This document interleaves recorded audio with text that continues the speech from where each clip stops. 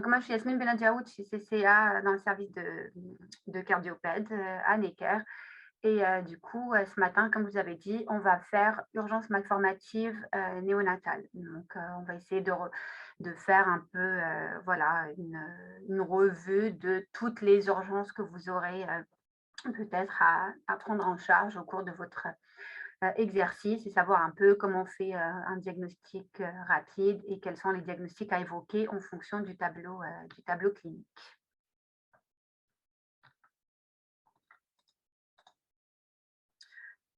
Donc, quelques petits rappels de physiologie. Donc, vous savez que la circulation anténatale est différente de la circulation néonatale et après la naissance. Donc, vous savez qu'il y a deux shunts principaux. Donc, le premier, c'est le foramen ovale, qui draine environ 30% de la circulation fétale, qui se ferme à la naissance, dans les premières heures, jours, voire années de vie. Et dans un certain pourcentage, il peut rester ouvert sans qu'il y ait de conséquences particulières. Et le deuxième shunt, bien sûr, c'est le canal artériel qui relie l'aorte à l'artère pulmonaire, qui draine aussi environ 50% du débit cardiaque fœtal, qui là aussi se ferme dans les premières heures de vie, mais il peut persister dans certains cas. Il va falloir aller le, aller le fermer, mais on ne rentre pas dans ces détails-là. Donc, deux shunts obligatoires, indispensables pour la circulation fœtale. On verra que c'est important après, en fonction des cardiopathies, d'avoir ou de ne pas avoir ces shunts-là pour maintenir une physiologie possible dans la période postnatale. Donc, les signes cliniques fondamentaux en cardiologie pédiatrique que vous devez absolument rechercher, c'est quoi? C'est tout d'abord la cyanose. Donc, est-ce que l'enfant est désaturé ou a une SAT normale? Et surtout, est-ce que cette cyanose répond ou pas à l'oxygène?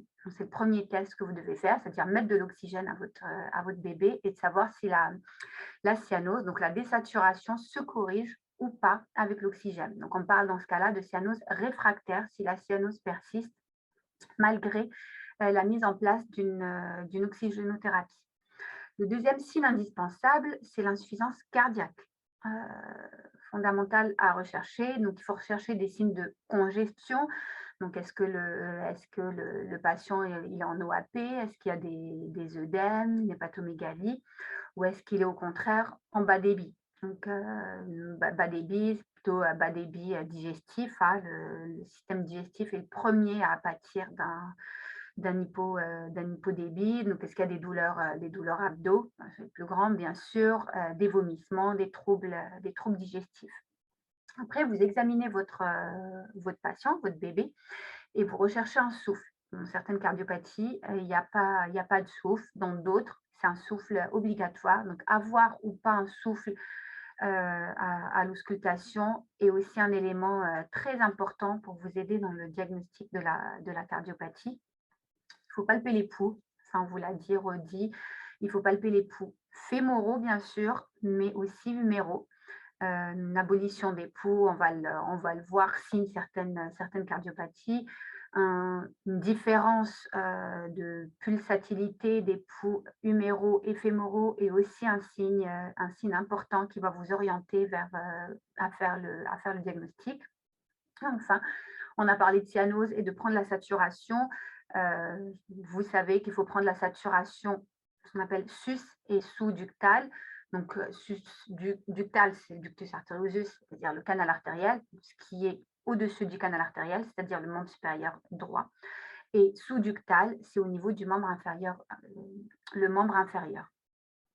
Peu importe de quel côté à ce moment-là. Donc, d'avoir ce qu'on appelle un différentiel de saturation peut aussi orienter pour certains diagnostics. Donc, on reverra tout ça dans les exemples de cardiopathie.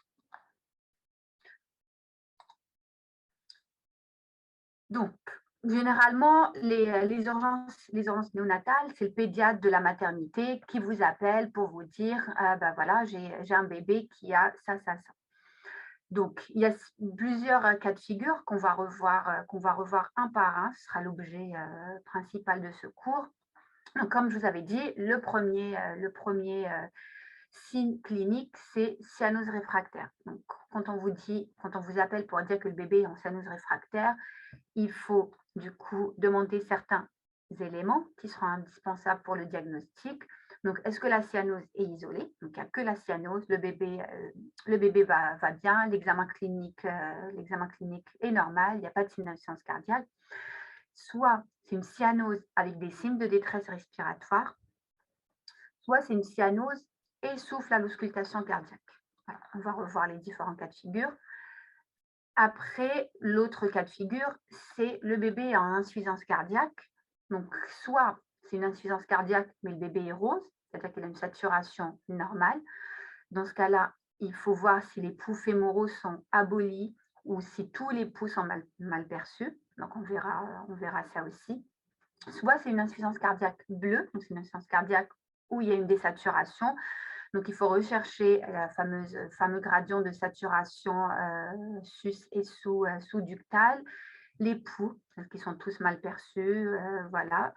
Et rechercher un gradient de SAT et des poux fémoraux mal perçus. Donc, on reverra tous ces cas de figure à travers les illustrations qu'on va détailler pour ce cours. C'est bon pour vous, là, pour ces rappels, du coup? Bonjour. Au fait, vous avez dit que la mesure de la saturation, elle doit se faire au membre supérieur droit, c'est ça? Ou bien, oui, mais Oui, il pourquoi faut spécifiquement membre supérieur droit? D'autant plus que normalement, toute la vascularisation, elle se fait par le canal artériel et qu'il y a le tronc brachiocéphalique, la sous-clavière gauche et et plutôt la commune, la commune Oui, gauche. effectivement, mais en fait, oui, tout à fait, mais il y a certaines cardiopathies où la crosse de l'aorte peut être perfusée à rétro.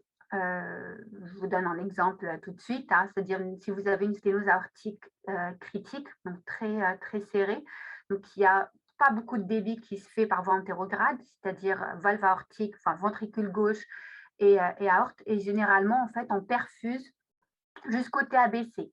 Quand le VG peut faire assez de débit, il peut aller jusqu'au TABC. Donc TABC, c'est membre supérieur droit. Et après, c'est tout le canal qui fait un rétro, donc c'est-à-dire il fait la sous-clavière et il peut même faire la carotide à rétro. Et du coup, on sera rose au membre supérieur droit, parce que c'est le TABC, mais bleu au membre supérieur gauche. C'est pour ça, en fait. Voilà, donc mieux vaut le prendre en haut au membre supérieur droit et en bas, peu importe. Voilà. D'autres questions? Je regarde. Non? Ok,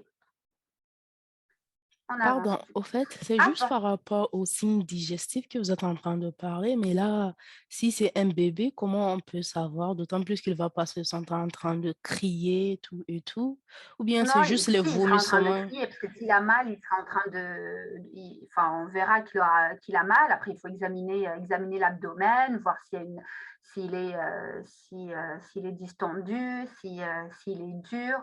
Et surtout, les signes de bas débit, c'est il va vomir, le bébé. Il y aura des vomissements.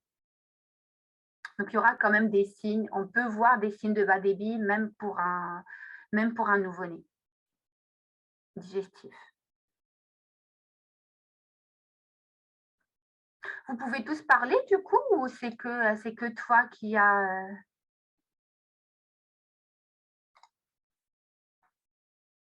je sais pas, moi je croyais Normalement, que c'était si. désactivé, mais d'accord, OK, très bien. Alors, c'est la question, c'est: «Je n'ai pas bien compris par rapport à la prise de saturation, C'est-à-dire la saturation sus-sous-ductale, le différentiel. Après, on va le revoir à travers les illustrations pour chaque cardiopathie. Peut-être qu'on le laissera, on va faire les exemples, du coup, les différents cas de figure. Et après, si vraiment vous n'avez pas compris à ce moment-là, on reverra si vous êtes d'accord.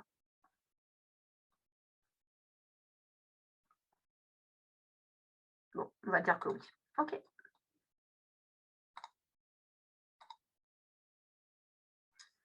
Alors, cyanose isolée. Donc, c'est vraiment la majorité des appels de la maternité que vous aurez quand vous serez cardiopédiatre. C'est mon bébé, il a une cyanose isolée. Donc, c'est ce qu'on avait vu. Pas de signe de détresse respiratoire. Un enfant qui respire normalement. Et il n'y a pas de souffle à l'auscultation pulmonaire. Donc, je pense que vous savez tous quel est le premier diagnostic à évoquer parce que c'est l'urgence cardiologique numéro 1. Je vais mettre les boucles d'écho.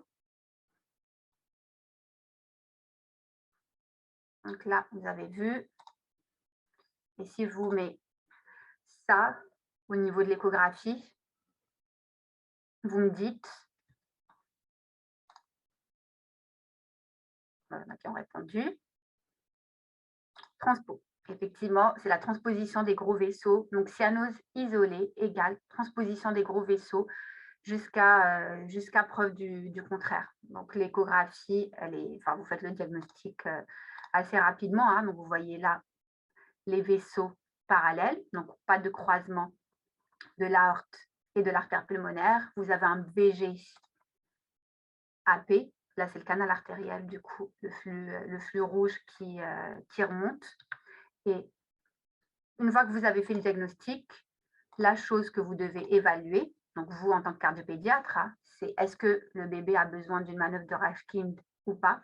Donc il faut vous mettre sur une coupe sous-costale et évaluer le FOP ou une éventuelle CIA ou si le FOP est restrictif, s'il y en a ou il n'y en a pas. TGV, ok, vous avez bien trouvé le diagnostic à garder en tête. Cyanose réfractaire isolée égale transposition des gros vaisseaux jusqu'à preuve du contraire.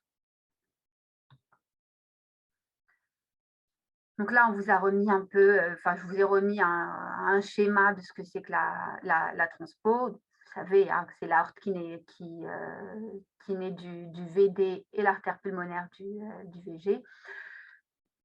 Donc, il y a un canal artériel qui est ouvert dans les premières minutes de la naissance, qui va plus ou moins falloir garder ouvert. Et donc, la première chose à évaluer, c'est le foramen ovale ou la CIA, c'est-à-dire le shunt interauriculaire qui va permettre de faire le mixing et de maintenir une saturation correcte. Donc, soit vous avez une large CIA, dans ce cas-là, la désaturation n'est pas si profonde, c'est-à-dire que vous avez 80-85% de SAT. Donc là, il n'y aura peut-être pas forcément besoin d'un Rashkind en urgence, soit le FOP est restrictif, c'est-à-dire qu'il y a un petit passage, mais il est forcé. Dans ce cas-là, il va falloir aller faire la fameuse manœuvre de Rashkind.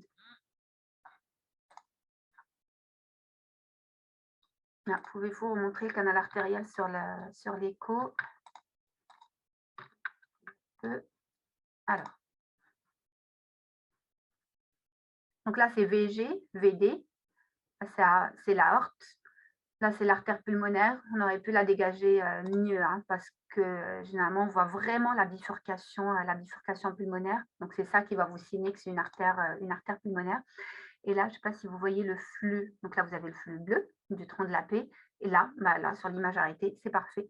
Le flux rouge là qui remonte comme ça c'est le canal artériel. Donc, on le voit sur cette image, mais c'est plutôt l'image en parasternal petit axe ou l'image de la crosse de l'aorte où on étudie le mieux le canal artériel.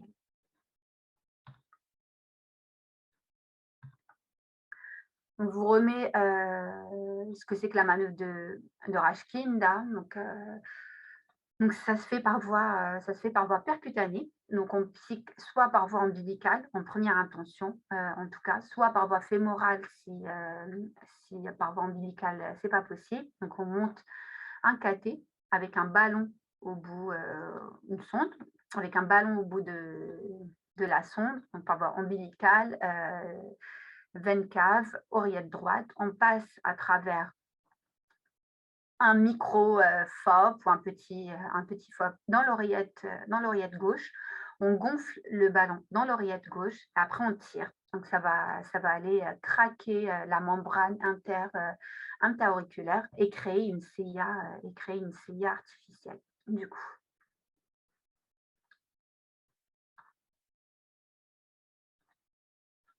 Donc pas de questions. Donc voilà, premier diagnostic, cyanose réfractaire isolée égale transposition des gros vaisseaux jusqu'à preuve du contraire. Donc si vous avez un appel d'une maternité pour ce cas de figure-là, c'est on ne met pas de KTVO, on ne fait pas de radio de thorax, on perd 0 minutes, c'est appel SAMU et transfert en urgence dans un centre de cardiologie où on peut faire des cathétérismes, voilà, pour manœuvre de Rashkind en urgence, après évaluation, après confirmation du diagnostic, évaluation du foramen ovale ou d'une éventuelle CIA. Vous pouvez dire au SAMU de mettre de la prostine, c'est pas, voilà, c'est pas faux pour le transport, il faut juste vous méfier. Après, c'est pas rapide. C'est quand vous mettez de la prostine et que le FOP est restrictif, en fait, le risque ce qu'il peut y avoir, c'est que ça rouvre le canal artériel, bien sûr, donc ça augmente le retour veineux dans l'oreillette gauche. Et s'il n'y a pas de passage oreillette gauche, oreillette droite, s'il est restrictif, le bébé va se mettre en OAP. Mais c'est pas dans les premières minutes. Donc, on met de la prostine pour le transport si besoin. Voilà. Deuxième cas de figure, vous avez une cyanose réfractaire plus détresse respiratoire, donc signe de lutte respiratoire. Et vous avez cette radio-là, donc radio de poumon blanc. Qu'est-ce que vous évoquez comme diagnostic? Je ne sais pas si je vous mets l'écho d'abord ou pas. Allez, je vous mets l'écho et vous allez me dire. Donc, première boucle, une sous-costale sur les oreillettes et vous avez ça. Donc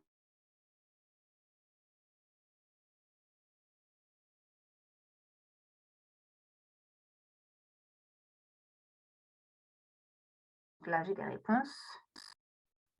OK. On trouver.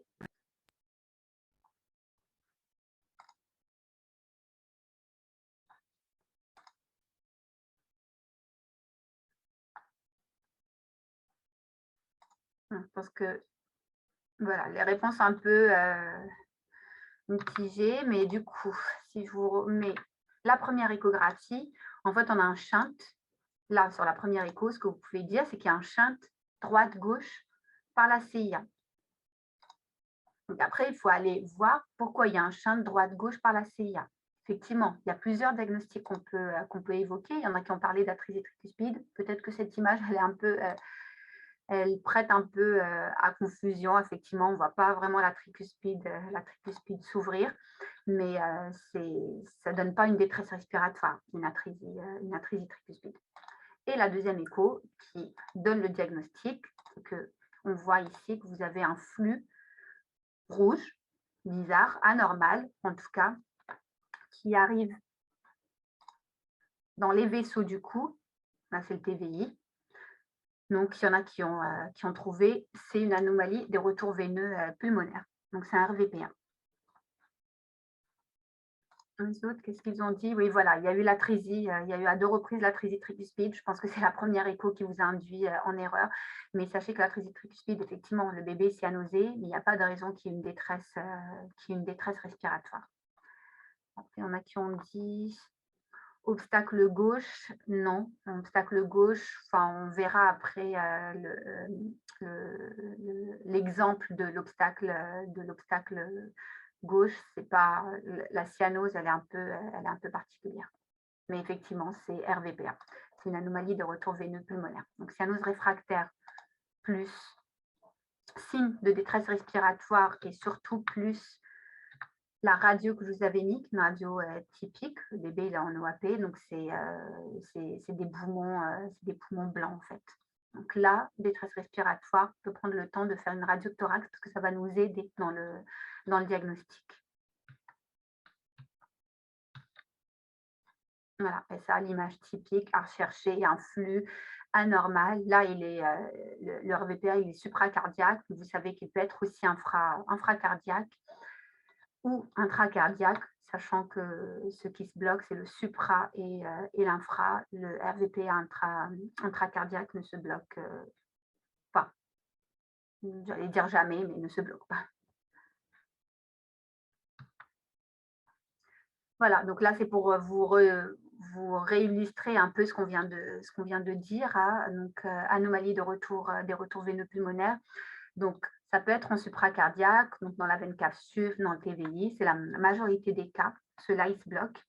Le RVPA infracardiaque, donc infracardiaque, c'est en dessous du diaphragme, c'est dans la veine cave inférieure.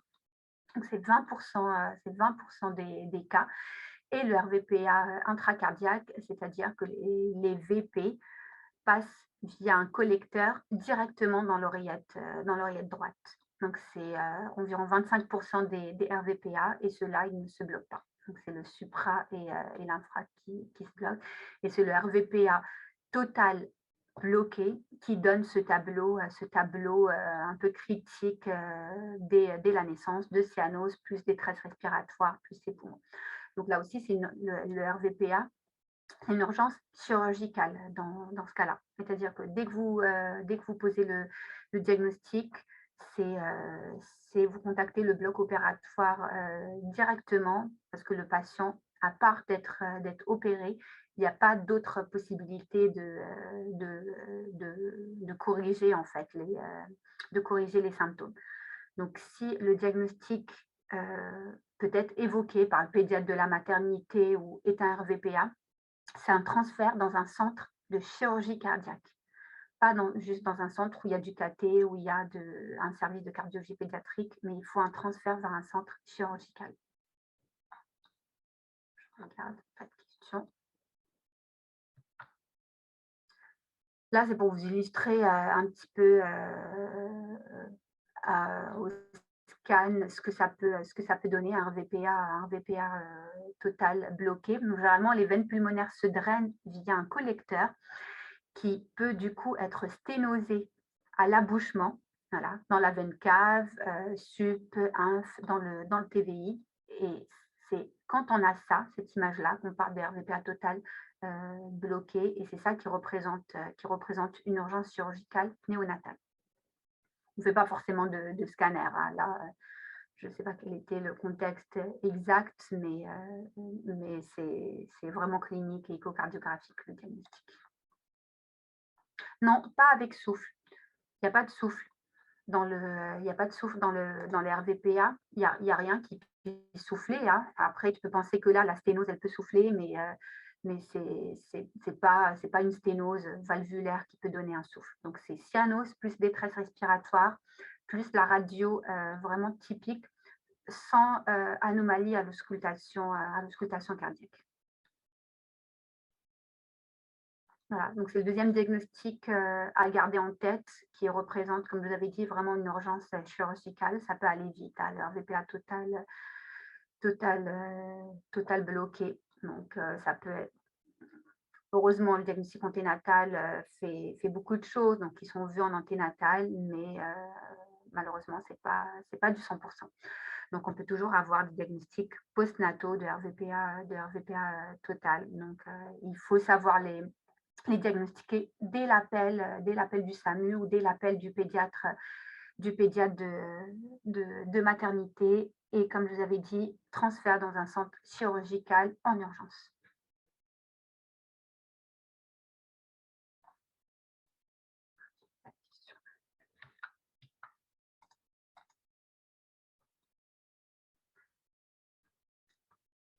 Une question, on différencie de causes respiratoires, carcinose réfractaire. Je ne comprends pas le sens de la question.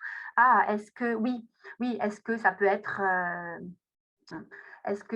une cause, une détresse respiratoire sur cause pulmonaire? Oui, bien sûr, parce qu'il y a une cyanose réfractaire. Généralement, les causes, une cyanose d'origine pulmonaire, ça répond à l'oxygène. Donc c'est l'association détresse respiratoire plus, surtout le premier signe, c'est cyanose réfractaire, hein. Ils vont vous appeler, enfin les pédiatres de la mater, ils vont vous appeler parce que le bébé, il est cyanosé. Après, c'est à vous de chercher, on avait dit au tout début, les signes, les signes associés du coup et à mener un interrogatoire vraiment, ciblé pour pouvoir avoir une idée, faire la différence entre TGV et RVPA total bloqué. Donc 2e diagnostic pour cyanose réfractaire plus détresse respiratoire, donc c'est parfait. Je vois qu'il y a déjà des réponses et plutôt pas mal. Donc vous avez cette radio-là. Donc qu'est-ce que vous voyez dans cette radio-là? C'est gros, gros, gros cœur. Donc cardiomégalie. J'ai vu qu'il y avait déjà des diagnostics. Bon, on va passer à l'écho et vous avez ça à l'échographie. Cavité droite, cavité gauche, donc une énorme oreillette droite. Là, vous avez le VD où on voit en fait la valve tricuspide. Donc la particularité de cette valve tricuspide, c'est quoi? C'est que là, le feuillet septal de la tricuspide, il est accolé au septum. Donc, il y a une absence d'élamination du feuillet septal de la tricuspide, donc avec ce qu'on appelle une atrialisation du ventricule droit, c'est-à-dire une partie du ventricule droit qui est dans l'oreillette droite. Donc, c'est ça qui donne cet aspect d'énorme oreillette droite et une fuite tricuspide massive.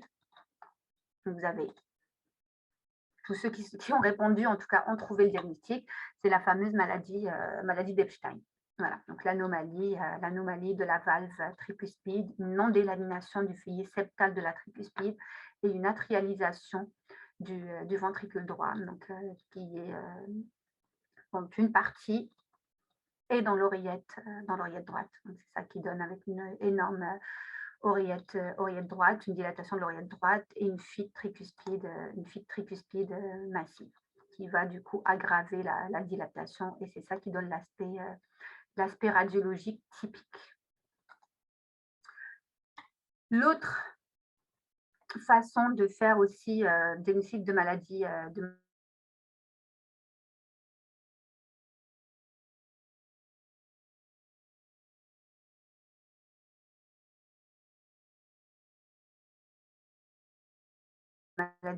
d'Epstein, c'est que ça peut donner des troubles supraventriculaires, notamment des tachycardies. La maladie d'Epstein peut donner des écho trio gagnant pour la maladie d'Epstein.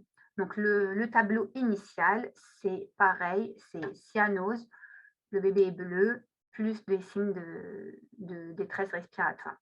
La maladie d'Epstein peut être une urgence, parce que ça peut être une cardiopathie ductodépendante, parce que du fait justement de l'atrialisation du ventricule droit et de la fuite massive, il y a une diminution du débit VD-AP.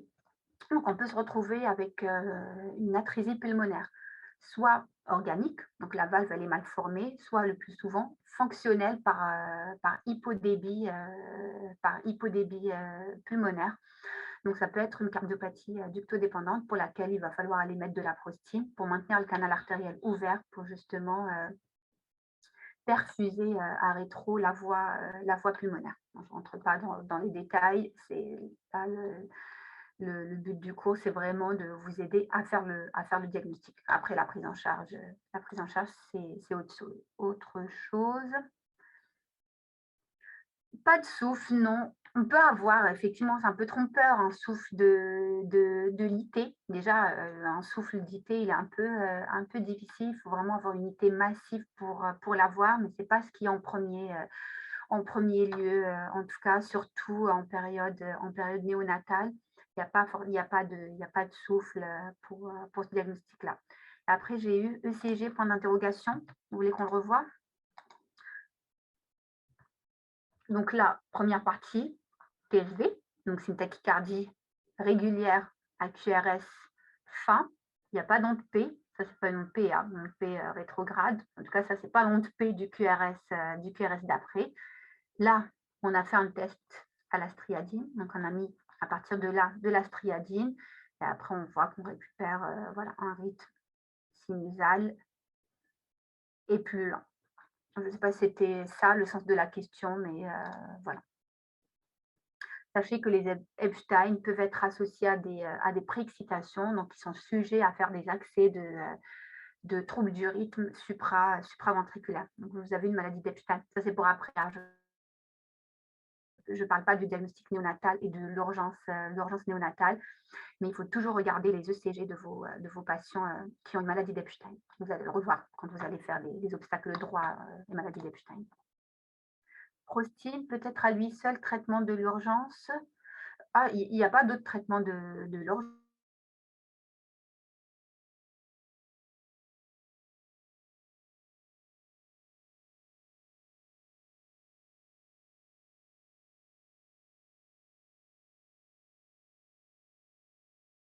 Hein. La prostine, c'est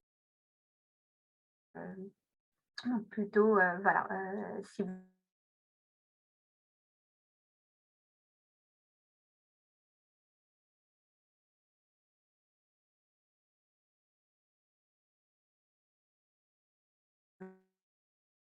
avez une atrésie pulmonaire, comme vous avez dit, elle peut être organique, hein, qui ne va jamais à travers la valve. C'est une atrésie pulmonaire.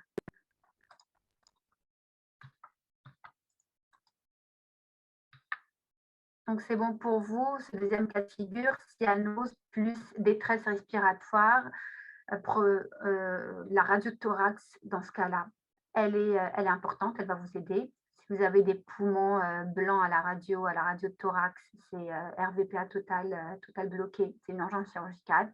Et si vous avez la fameuse radio avec le gros cœur, la grosse cardiomégalie, c'est avec un ECG en trouble du rythme, en préexcitation, c'est maladie d'Epstein.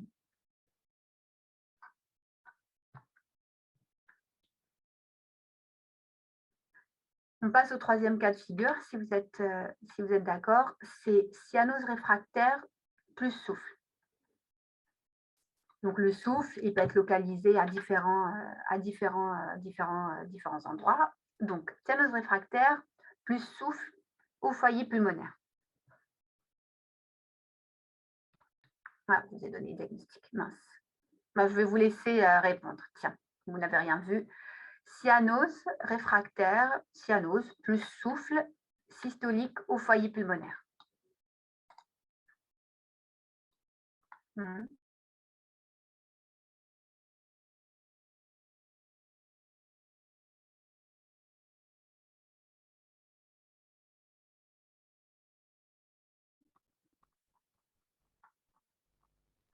Ok. Bon, très bien. Voilà. Donc, vous avez évoqué hein, les différents diagnostics. Donc, c'est la fameuse tétralogie de Fallot, effectivement, où le souffle de sténose pulmonaire est en premier lieu, hein, parce qu'il est plus fort que le souffle de CIV, surtout si c'est une CIV large, elle ne soufflera pas beaucoup. Et bien sûr, la sténose pulmonaire critique, voilà, qui donne du coup une cyanose néonatale. On va voir si vous aviez le diagnostic. Sténose pulmonaire, Fallot, parfait.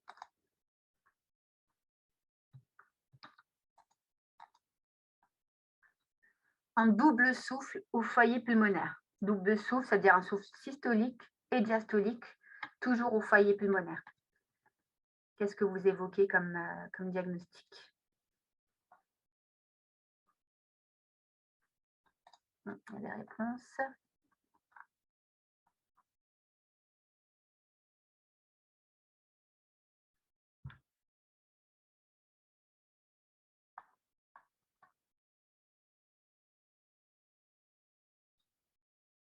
Maladie pulmonaire, c'est vague, hein.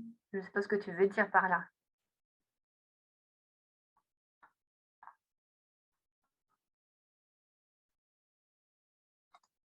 On va regarder.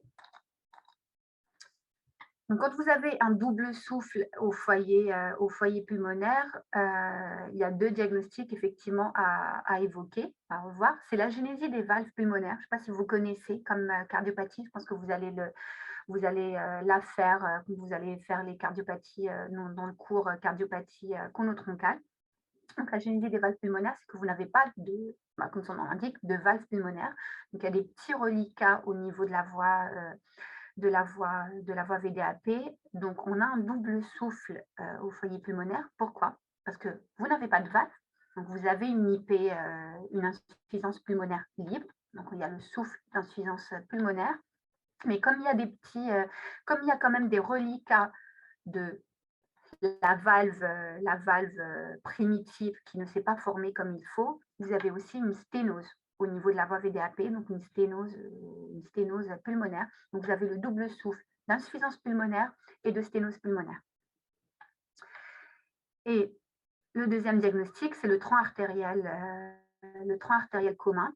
Là aussi, je pense que vous pouvez deviner quand est-ce qu'on aura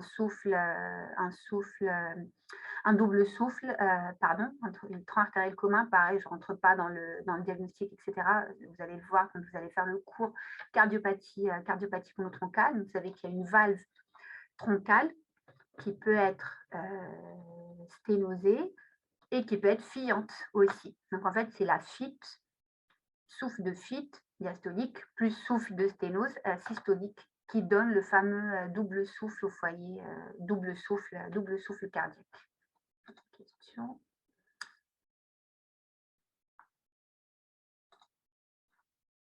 Voilà, donc c'est 2 diagnostics à garder en tête, l'importance de l'examen physique.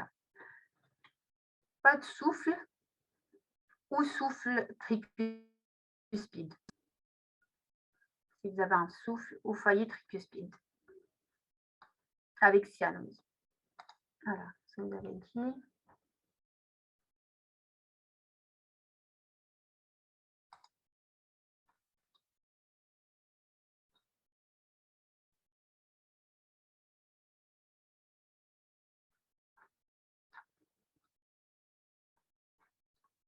Pas d'idée?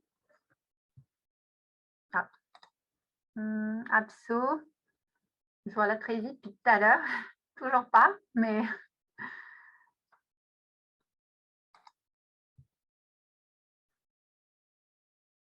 on va voir, après on discute.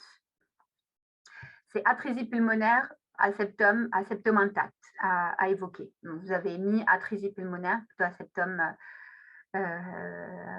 intact. Là, pareil, je ne rentre pas dans le diagnostic parce que vous allez voir dans les obstacles, vous allez revoir cette cardiopathie dans les obstacles droits. Donc, le bébé, il est cyanosé et généralement, c'est pas de souffle, parce que comme vous avez dit, le souffle tricuspide, il n'est pas toujours évident à entendre et à diagnostiquer. Mais généralement, il y a une fuite tricuspide effectivement associée à l'atrésie pulmonaire. Et on peut, dans certains cas, entendre le souffle d'insuffisance tricuspide dans la psy. HTAP, je n'ai pas compris le tronc artériel commun. On va y revenir. HTAP, non, hein, pas censé avoir de. Oui, souffle d'insuffisance tricuspide, effectivement, mais c'est plutôt la première partie, c'est plutôt cyanose et pas de souffle. Ce qui est bizarre de vous la mettre dans cyanose plus souffle, mais ça peut être l'HTAP, effectivement, si vous avez une unité massive. Donc, je n'ai pas compris le tronc artériel commun. Donc, le tronc artériel commun. Donc, je ne peux pas rentrer dans les détails de la cardiopathie. Je ne sais pas si vous connaissez ce que c'est qu'un tronc artériel commun, mais c'est une cardiopathie conotroncale où en fait, vous avez l'aorte qui sort du ventricule gauche et l'artère pulmonaire qui sort de l'aorte. Enfin, ça, je vous mets le premier cas de figure où c'est le tronc artériel commun de type 1, avec ce qu'on appelle une valve troncale, c'est-à-dire l'ancienne valve aortique, mais qui est une fusion du coup de la valve aortique et pulmonaire, parce qu'il n'y a pas de valve pulmonaire, qui est donc ce qu'on appelle la valve troncale, donc la valve du troncus, qui est malformative, qui peut être bicuspide, tricuspide, quadricuspide. Donc, il y a un obstacle généralement sur cette valve-là. Et dans certains cas, il y a une fuite aussi. Il y a une fuite de la valve troncale d'emblée. Donc, on entend un double souffle de sténose systolique et surtout de la fuite de la valve troncale qui est diastolique. Donc, c'est pour ça qu'on a dans le troncus un double souffle, systolique et diastolique. Parce qu'on a une accélération et en même temps, dans certains cas, si la fuite est d'emblée, on a aussi une fuite.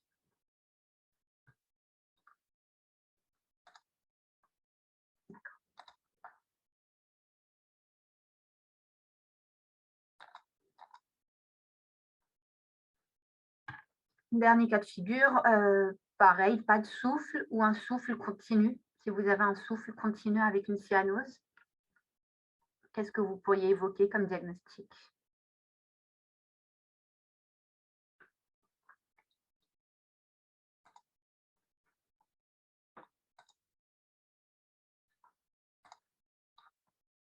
Mmh.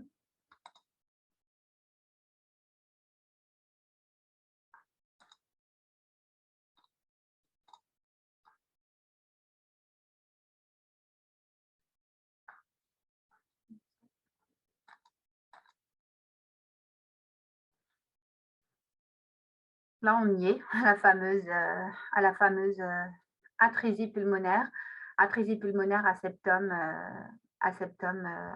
ouvert, du coup, donc l'abso, même si je ne rentre pas dans le détail de la cardiopathie. Donc, vous avez une atrésie pulmonaire, comme son nom l'indique, mais à septum ouvert, parce qu'il y a il y a une CIV. Effectivement, donc c'est une cardiopathie ductodépendante où il y a un canal artériel euh, nécessaire qui est malformatif. Et on a dans ce cas-là possibilité soit de ne pas entendre le souffle, effectivement, des fois le souffle de CIV, on n'entend pas forcément. Souffle continu, effectivement, c'est le souffle, je pense que vous l'avez évoqué, le souffle de canal artériel qu'on peut entendre. TGV avec canal,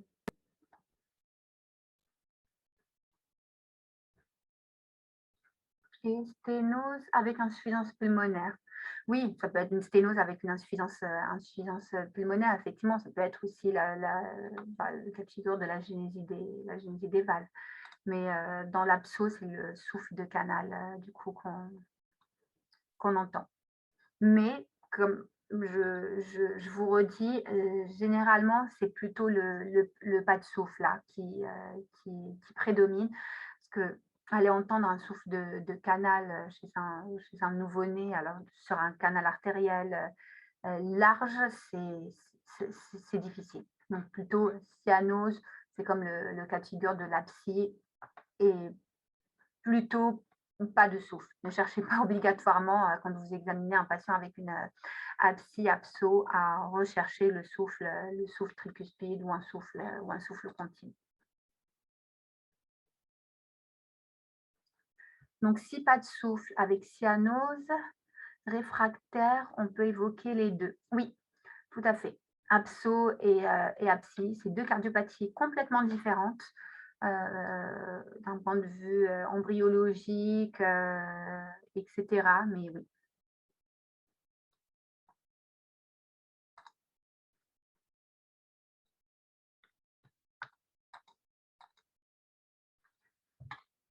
Je vous remets un petit récapitulatif des cardiopathies conotroncales. Donc, comme vous avez dit, vous allez avoir le cours cardiopathie conotroncale, mais c'est bien d'avoir des petites, voilà, des petits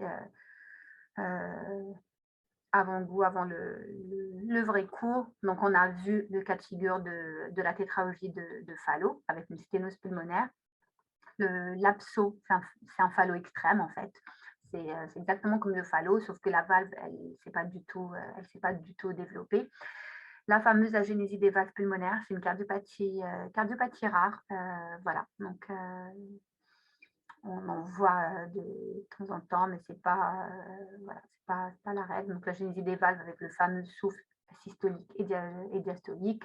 Le tronc artériel commun, donc, comme vous avez dit, c'est l'artère pulmonaire qui naît de l'aorte avec une valve troncale, donc fusion de l'aortique et de la pulmonaire qui est dysplasique, malformative. Voilà, le reste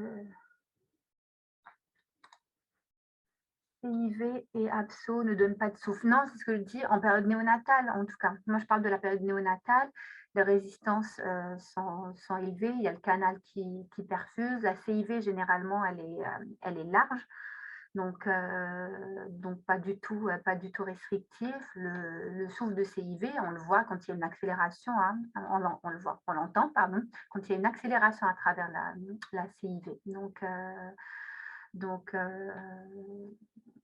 c'est un peu difficile d'avoir le souffle de CIV en période néonatale, mais si vous avez abso avec souffle, celui du canal, effectivement, parce qu'on me dit le souffle continu n'est pas celui de la CIV, on peut aussi entendre le souffle de CIV, mais c'est pas la règle. Généralement, la CIV, elle est large, elle égalise les pressions.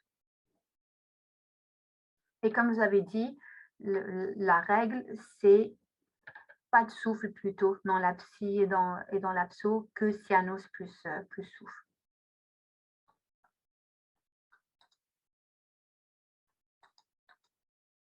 Donc, qui dit cardiopathie colon-troncale dit, je pense que vous le savez, génétique. Donc, vous savez que les cardiopathies colon-troncales peuvent être associées à certains syndromes. Et le premier syndrome à évoquer et à rechercher quand on a une cardiopathie colon-troncale, c'est la délétion. Ah, il y a peut-être une question. Voilà. Délétion 22q11, donc le fameux syndrome de Dijorge. Donc, le bébé, là, de gauche, c'est le Dijorge par excellence. Hein. Le nez, le rétrognatisme, vous savez qu'ils n'ont pas de thymus, ils ont une hypocalcémie. Voilà, généralement, une cardiopathie colon-troncale dans le diagnostic est fait en période anténatale. Ils ont tous, en tout cas, une proposition de faire une amniosynthèse avec une fiche, une CGH et une fiche 22q11.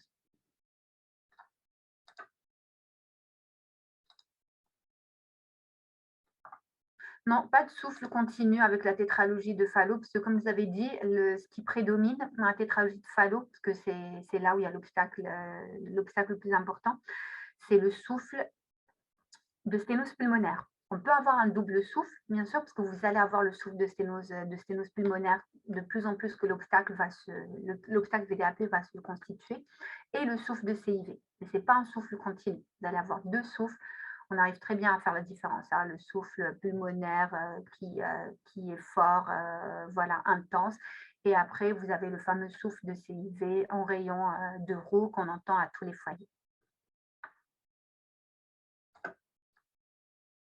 Voilà, donc pensez à faire des fiches 22q11 à vos patients avec cardiopathie colon-troncale.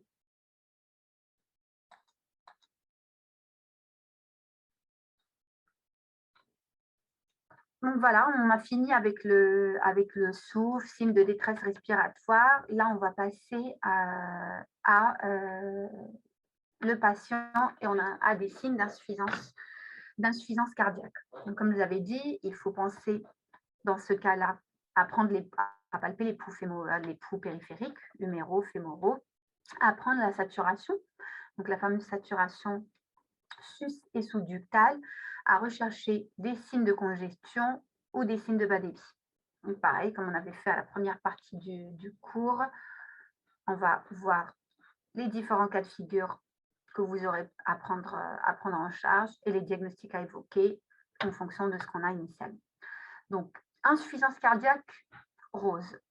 Donc, insuffisance cardiaque avec une saturation normale et des poux fémoraux abolis.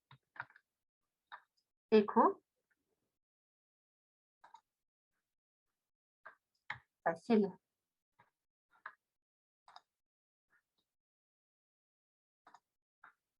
Vous remettez l'écho. Mais voilà, de toute façon, quand on dit poux fémoraux abolis, il n'y a pas 36 000 diagnostics à évoquer. Je pense que vous avez tous trouvé, voilà, que des bonnes réponses. C'est la fameuse coarctation de l'aorte. Donc, on voit très bien ici. Voilà, donc c'est un rétrécissement.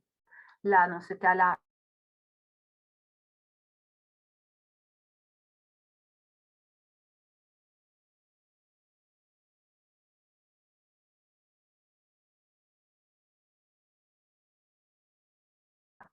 ismique, donc là, c'est l'isthme. Rétrécissement de l'isthme, action au niveau de l'isthme, et une accélération. Donc là, on a plus de 4 mètres secondes, mais surtout le fameux prolongement diastolique. Donc, insuffisance cardiaque rose et poux fémoraux abolis, c'est une coarctation de l'aorte.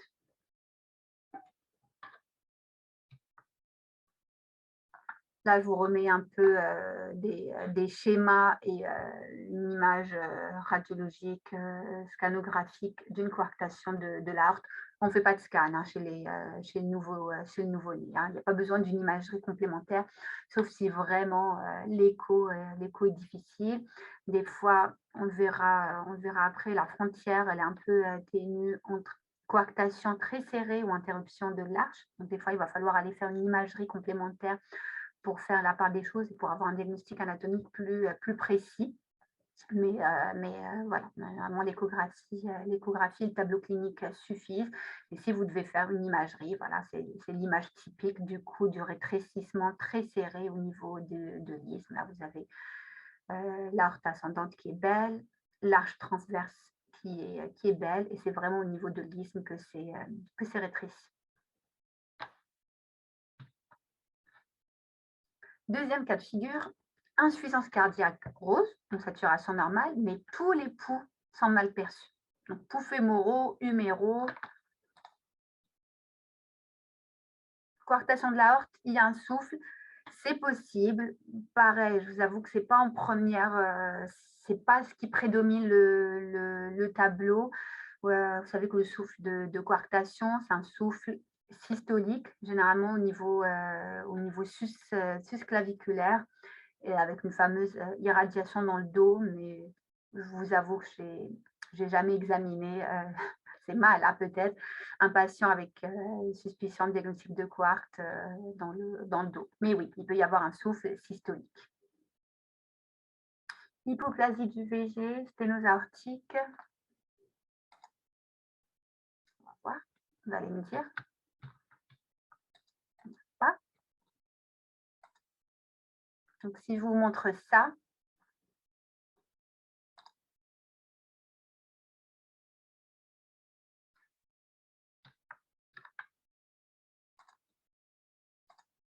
je remets l'écho, c'est peut-être pas si... Il y a peut-être des diagnostics. Donc on peut d'ores et déjà dire que ce n'est pas un hypo-VG. Et je crois que j'avais vu des réponses. Obstacle à voie d'éjection. Donc là, vous voyez quoi en fait? Vous voyez un VG dilaté, dysfonctionnant. Donc il y a une dysfonction ventriculaire gauche. Est-ce que j'avais...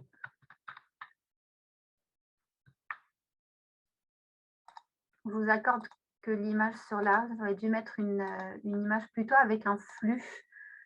Ça aurait été plus parlant, mais on voit effectivement là que la valve pulmonaire n'est pas normale et surtout qu'elle est rétrécie, effectivement. Donc, bravo à ceux qui ont répondu. C'est plutôt voilà, obstacle gauche ou sténose pulmonaire. Aortique, pardon.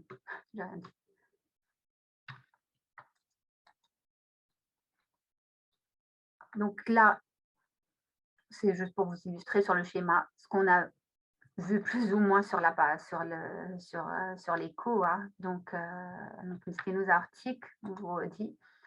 Je ne vous ai pas dit effectivement, mais sur cet écho, mince, pourquoi ça marche pas? Sur cet écho, le VG est dilaté, il y a une dysfonction sévère Et ce que vous voyez aussi, effectivement, c'est une hypertrophie des parois du ventricule gauche. Donc, c'est une sténose aortique, avec dysfonction VG. Vous avez trouvé, oui, aorte plutôt, oui, je me suis trompée, désolée, j'ai dit pulmonaire, c'est aortique.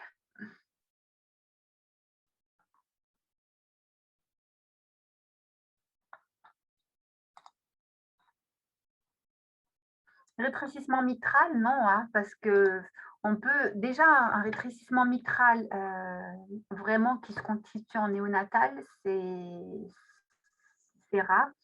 Et généralement, au fur et à mesure que l'obstacle se constitue, sauf si la vague mitrale est très dysplasique, mais ça ne donne pas un rétrécissement mitral, ça ne donne pas une dysfonction comme ça d'emblée, et c'est une cardiomyopathie en fait. Du coup, voilà, la dysfonction, c'est vraiment l'obstacle aortique qui donne ça dès la période néonatale, et c'est un diagnostic qu'on peut faire en anténatal. Je ne sais pas si vous le savez ou pas, en tout cas à Necker, on le fait. C'est quand on a un diagnostic de sténose aortique critique en anténatal, on peut faire, enfin, ici on a le docteur Milani qui l'a fait, une dilatation fétale de la sténose pour justement essayer un peu d'aider le ventricule gauche et pas arriver en défaillance vraiment sévérissime en néonatal. Bon, c'est juste une information pour vous. Voilà, donc très bien. Premier diagnostic que vous avez parfaitement évoqué de ce cas de figure-là où on a une insuffisance cardiaque rose et tous les pouls sont mal perçus.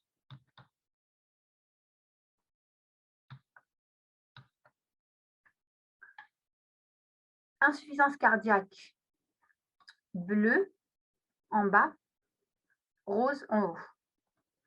Donc, vous prenez la SAT au membre sup, elle est normale. Vous prenez la SAT au membre inférieur, vous avez une désaturation. Et quand vous examinez les pouls, vous avez les pouls fémoraux qui sont abolis. À vos réponses, après, on verra l'écho. OK.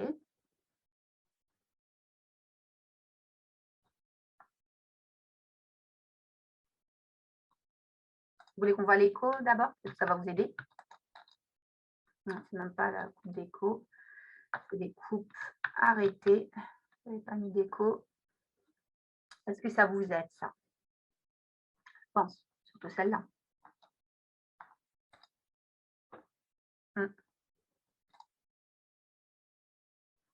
Exactement. Donc, vous avez très bien trouvé. C'est la fameuse interruption de l'arche aortique. Donc, je vous avais dit que le tableau clinique, c'était bleu en bas et rose en haut. Je pense que vous savez tous pourquoi, quel mécanisme. Donc, cette image-là au milieu, elle vous illustre cette différence de saturation. Donc, on a la première partie de l'aorte, qui est perfusée en antérograde. C'est VG qui fait aorte. Après, je n'entre pas là encore dans les détails des types d'interruption de l'arche après le TABC, après la carotide. Ça aussi, c'est une cardiopathie conotroncale. Donc, vous allez le voir dans les cardiopathies conotroncales. Donc, toute la première partie de l'aorte, elle est perfusée en antérograde par le VG. Donc, tout ce qui va au membre supérieur, c'est à partir du VG, donc une saturation normale.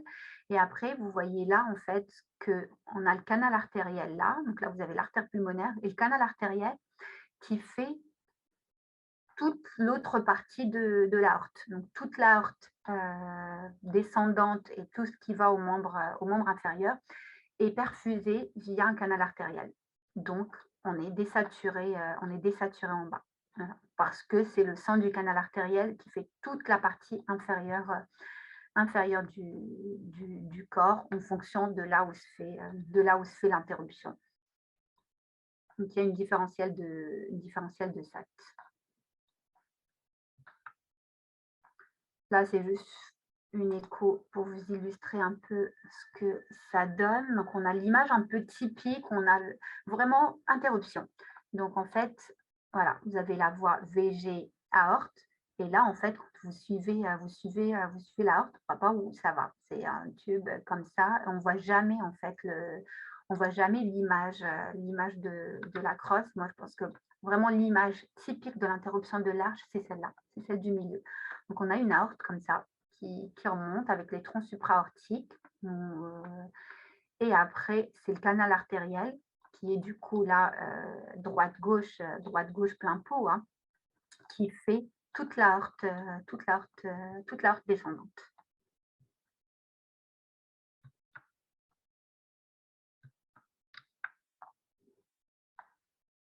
Des questions. C'est bon pour vous pour ce deuxième diagnostic d'insuffisance cardiaque avec différentiel de SAT et de pouls. Là, pour le coup, les pouls périphériques sont importants à palper, et de mettre une SAT sus et sous-ductale est aussi primordial, hein, vous l'avez vu. Le canal artériel persiste dans l'interruption de l'arche. Le canal artériel persiste comme un canal artériel d'un nouveau-né, c'est-à-dire quelques minutes ou quelques heures. Donc l'interruption de l'arche, c'est une cardiopathie ductodépendante. C'est des patients chez qui il va aller falloir mettre de la prostine, parce que si le canal se ferme, là, vous devinez bien que c'est fini en fait. Toute la partie inférieure n'est plus vascularisée. Donc c'est une cardiopathie ductodépendante. C'est prostine d'emblée, c'est un diagnostic anténatal, et prostine dès le diagnostic, si c'est un diagnostic postnatal. C'est des patients qu'on opère assez rapidement, hein, parce que plus on attend, plus voilà, les études montrent que la mortalité est importante, donc pas au-delà de J4 de vie. Parce qu'après, on aura les complications d'un canal large déjà et systémique, donc tout ce qui est entéroclolite, etc. Donc non, il ne persiste pas. C'est un canal qui peut se fermer. Il faut l'aider à se maintenir ouvert parce qu'il est obligatoire, le canal artériel.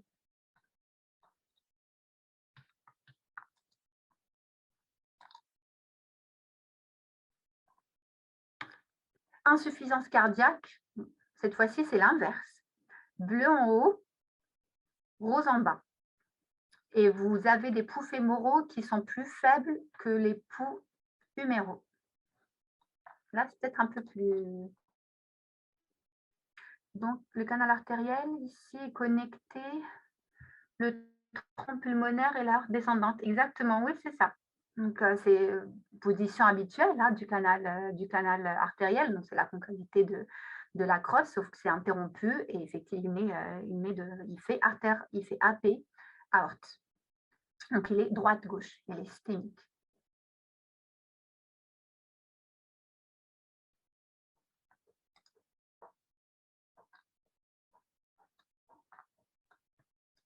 Donc, je vous écoute ou je vous lis pour insuffisance cardiaque où le patient est désaturé en haut et il est rose en bas et où on sent moins bien les pouls fémoraux que huméraux. Je trouve que ce n'est pas évident. Hein? Pas pour tout le monde, toute évidence.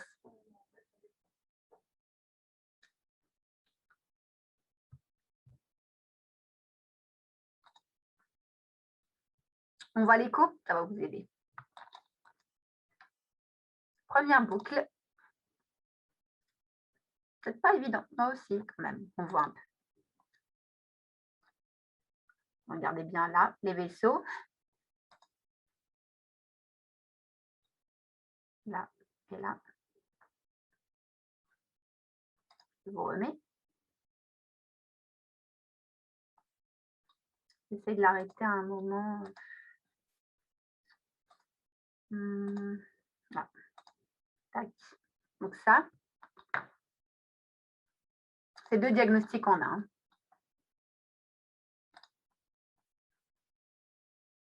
Je vous mets la deuxième écho. Comme ça, vous aurez tout. C'est l'association de la première plus celle-là. Celle-là, c'est facile.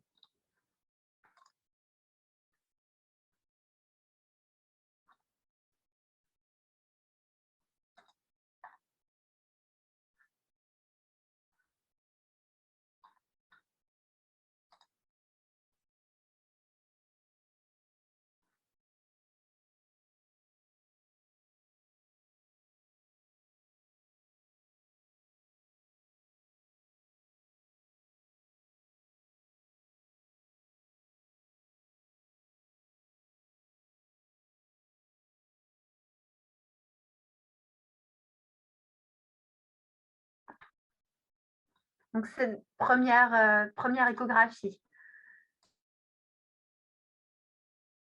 Donc, il y en a un qui a trouvé là. Là,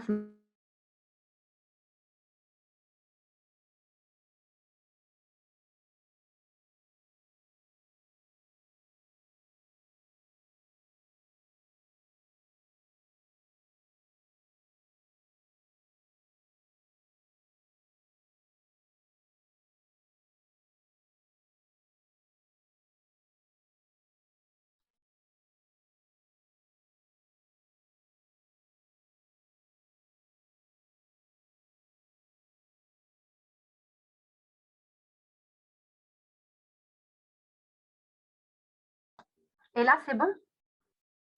C'est déconnecté? Oui, d'accord. Bon. Mais est-ce que vous voyez mon écran? Et moi, pourquoi j'ai pas les...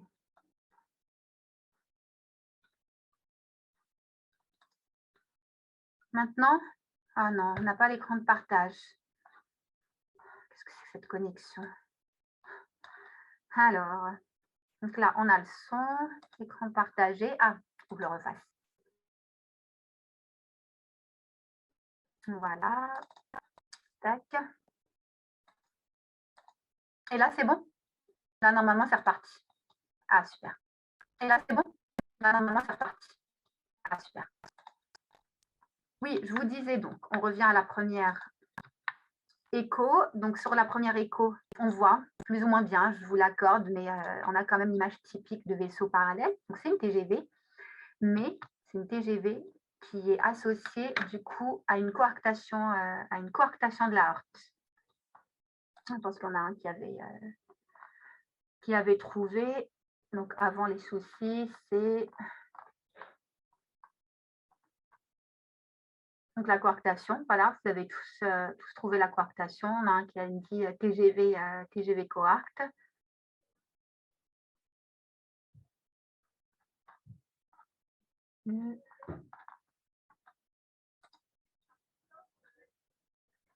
Donc c'est ça, c'est TGV coarcte. Donc il y a l'insuffisance cardiaque du fait de la coarctation, il y a la cyanose, comme c'est une TGV et que c'est une coarctation serrée, bah le différentiel de SAT il est inversé. Et les poux fémoraux sont plus faibles parce qu'il y a parce qu'il y a une coarctation serrée. Je trouve que c'est pas le plus facile des cas. C'est une gymnastique à faire pour essayer un peu de visualiser comment chante le canal artériel dans ces cas-là, parce que sur la deuxième écho, vous avez vu qu'il y avait un large canal artériel, et il faut garder en tête que effectivement dans une TGV où le canal artériel il fait droite-gauche, donc soit que si vous avez une coarctation, ou ça peut être aussi le cas de figure d'une TGV avec HTAP, bah le différentiel de SAT il est inversé du coup. Bah oui, c'est ça. Pourquoi avoir rose en bas? Bah, c'est ça, c'est parce que le canal artériel, il chante, droite-gauche, sauf que c'est une TGV. Donc les vaisseaux sont inversés. Donc comme vous avez dit, c'est dans le cas de figure de la coarctation ou dans le cas de figure de la TGV avec HTAP, ce qui peut arriver. Donc on a un différentiel de SAT et c'est plus important en bas qu'en haut.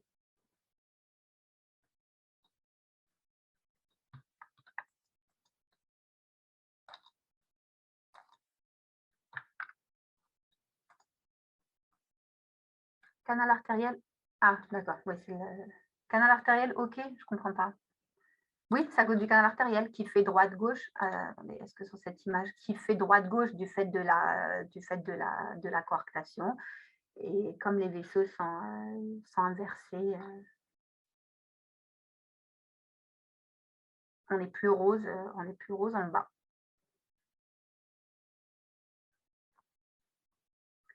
C'est bon pour vous? Parce que là, la deuxième partie du cours, c'est des illustrations de cas cliniques. Donc, ce sera À vous de jouer. Donc, si vous n'avez pas de questions sur cette première partie cours, je vous propose qu'on fasse quand même 10 minutes, un quart d'heure de pause, qu'on puisse un peu souffler. Donc là, il est 10h30. On peut se dire qu'on se retrouve à 10h45. Ça vous va? Si vous n'avez pas de questions, hein, si vous avez des questions sur la partie, déjà sur cette première partie cours, on y reviendra. Mais les cas cliniques vont illustrer tout ce qu'on vient de dire là. Donc, s'il y a des questions, on les fera au fur et à mesure des cas cliniques, si vous êtes d'accord. OK, OK. Bon, bah, très bien. Rendez-vous à 10h45 alors.